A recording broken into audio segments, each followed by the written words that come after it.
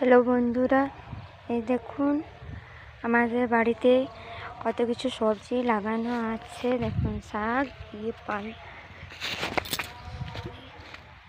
দেখুন কপি আছে, বাঁধাকপি,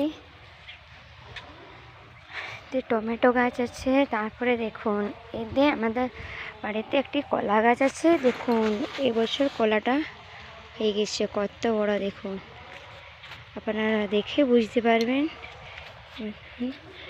আপনাদের বাড়িতে কি কি আছে কমেন্ট করে বলুন। দেখুন আপনারা, আমাদের ছোট্ট বাড়িতে অনেক সবজি চাষ করা হয়েছে। এই শাক, কপি, টমেটো, এই কলা,